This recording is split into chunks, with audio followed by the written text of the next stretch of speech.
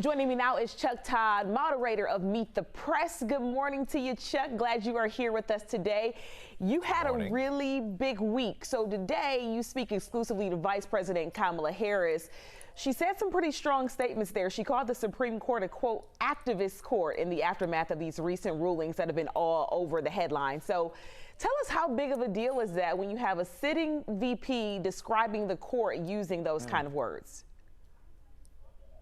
Look, it is, I think, a big deal, and when we think about the separation of powers, and I know that the Chief Justice cringes when that happens, but the fact of the matter is, when you ask yourself what is the definition of activist court, many people would say when a court makes rulings that go against where public opinion is, and in that sense, that is what happened. I mean, you know, in the 50s and 60s, when the court was making decisions that the public wasn't supportive of yet, certainly was progressive at the time, but that was considered an activist court. In this case, it's a different way. We're sort of going into some would argue, in a different direction, but it's no less activism, if you will. So I understand the definition that she's come up with, but I do think it's, you know, it's only going to, I do think the court as a political issue is now something that the Democrats believe is going to benefit them.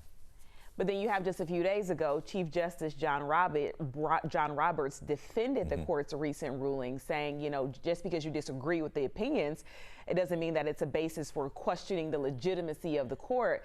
But then you do have a growing number of Americans that feel that the justices, you know, like you talked about, reflecting public opinion, some say they might not reflect the America they preside over anymore.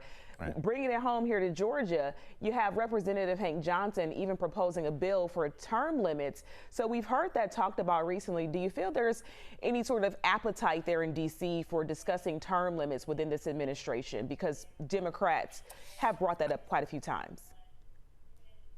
Yeah, Aisha, I actually think if they talk about it as age limits, they have a better shot at this versus term limits. I do think that more and more folks, you know, the whole lifetime appointment thing has become absurd. I mean, look at how many 35 and 40-year-old judges are being confirmed who don't yet have any experience just as a day-to-day, you know, trial lawyer, for instance, and suddenly they're presiding over federal district cases. And so, you know, the lifetime appointment has made politicians think, oh, go find the youngest person you possibly can, and you can have this ideology in the court system for 50 years.